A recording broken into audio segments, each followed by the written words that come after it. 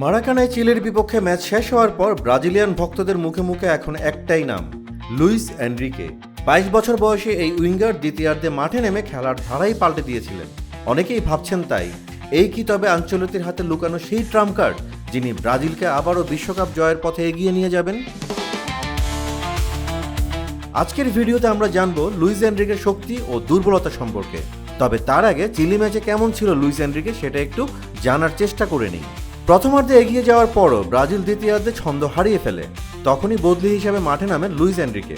65 মিনিটে মাঠে নামার পরপরই যেন এক ঝড় বইয়ে দেন। 72 মিনিটে ডান দিক থেকে বামে ড্রিবল করে ভেতরে ঢুকে গোলরক্ষককে টপকে ক্রস দেন।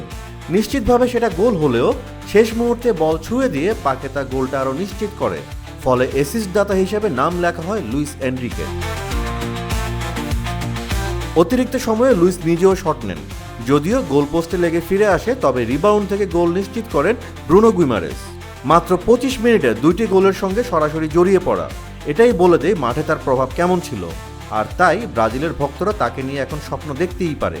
সেজন্যই হয়তোবা চিলির বিপক্ষে জয়ের পর আঞ্চলতি স্পষ্ট করে বলেন, লুইস এনরিকে শারীরিকভাবে শক্তিশালী, 1-on-1 লড়াইয়ে দুর্দান্ত, আর খেলার ধারা বদলে দেওয়ার মতো উদ্দীপনা তার আছে। 5 ফিট 9 ইঞ্চি উচ্চতার এনরিকের সবচেয়ে বড় শক্তি হলো তার অ্যাথলেটিসিজম। অল্প সময়েই তিনি দ্রুত গ্রাউন্ড কাভার করতে পারেন, অনেকটা ফাউক্স উইংব্যাকের মতো। তার গতি ও পায়ের কারুকার্য তাকে আলাদা করে তোলে। ডান দিক থেকে ভেতরে ঢুকে খেলা মানে আউট টু ইন মুভমেন্ট তার বিশেষ বৈশিষ্ট্য। বিশেষ করে টাচ লাইনে চাপের মধ্যে বল ধরে রাখার ক্ষমতা বা টাচ লাইন রিটেনশন, যা তাকে আলাদা করে তোলে।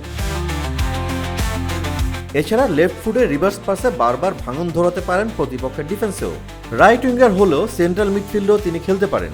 তবে এনরিকের দুর্বলতাও আছে, তিনি শুধু বাম পায়ে খেলতে বেশি স্বাচ্ছন্দ্য বোধ করেন, অর্থাৎ ডান পা ব্যবহারে খুব একটা বেশি স্বাচ্ছন্দ্য বোধ করেন না। চিলির বিপক্ষে ম্যাচেও এই দুর্বলতা পরিষ্কার দেখা গেছে। বল পায়ে তার পাস দেওয়ার সক্ষমতা থাকলেও সেটা না করে বল হোল্ড রেখে নিজেই শট নেয় 72 মিনিটে। কারণ শট ডান পায়ে নিতে হতো, আর সেখানেই তার বড় দুর্বলতা। এজন্যই লেফট উইংয়ে তার কার্যকারিতা কিছুটা কম। বিশেষজ্ঞরা বলছেন লুইস এনরিকের সবচেয়ে বড় ঘাটতি হলো এক্সপ্লোসিভনেস বা তাৎক্ষণিকভাবে গতি বৃদ্ধি করা। তবু ট্যাকটিক্যাল দৃষ্টিকোণ থেকে তিনি কোচদের হাতে এক বহুমুখী অস্ত্র। চলতি মৌসুমে ক্লাবের হয়েও তার পারফরমেন্স নজর কাড়া। তার পজিশনে সে ভালোই খেলা দেখিয়ে যাচ্ছে, যা ভক্তদের মন ইতিমধ্যেই জয় করেছে। এখন পর্যন্ত জেনিথ সেন্ট পিটার্সবার্গের হয়ে খেলা তার কিছু স্টেটস দেখলে বোঝা যায় তিনি ধীরে ধীরে পরিণত হচ্ছেন। ক্লাবের হয়ে তার চান্স ক্রিয়েশন 36% হলো, শট অ্যাটেম্পটসের সফলতা 89%, বক্সের ভেতর টাচ 81% এবং গোল কনভার্সন 74%।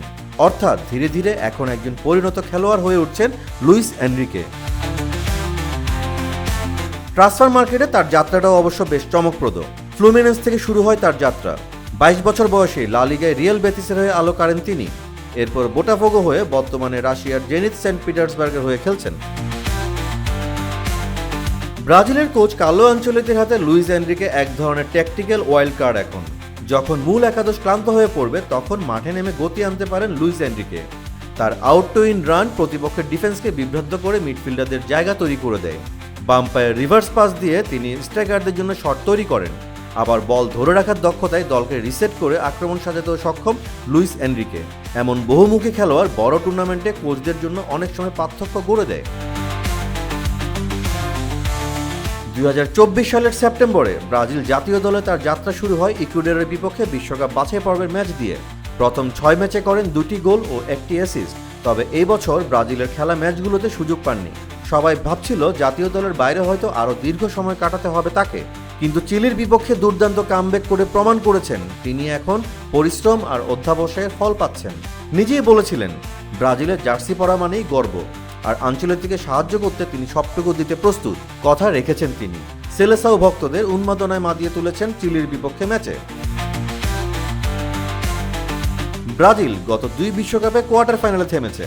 এবার লক্ষ্য আরও উঁচুতে উঠে হেক্সা বিশ্বকাপ জয়। 5 বারের বিশ্ব চ্যাম্পিয়নরা ইতিমধ্যেই 2026 ফুটবল বিশ্বকাপে নিজেদের জায়গা নিশ্চিত করেছে। এখন প্রস্তুতির পালা হেক্সা বিশ্বকাপ জয় মিশনের।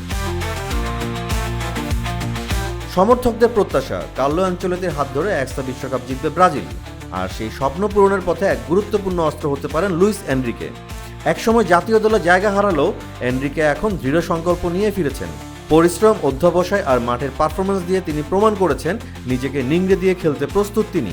এবার দেখা যাক বিশ্বকাপের পথে ব্রাজিলের সোনালী স্বপ্ন পূরণে কতটা অবদান রাখতে পারেন এই তরুণ উইঙ্গার। এখন প্রশ্ন, লুইস এনরিকে কি সত্যিই আনচেলত্তির ট্রাম্প কার্ড হয়ে উঠবেন, নাকি তার জায়গা নেবে অন্য কেউ? তার চাইতেও বড় প্রশ্ন, ভিনিসিয়াস, রদ্রিগো, কুনহারা যদি দলে ফিরে আসেন, তবে লুইস এনরিকেকে কিভাবে ব্যবহার করবেন কার্লো আনচেলত্তি? আপনার মতামত জানাতে পারেন কমেন্টে। আর ফুটবলের সব আপডেট, বিশ্লেষণ ও ইনসাইড নিউজ পেতে সাবস্ক্রাইব করুন sports lab with Saikat YouTube channel.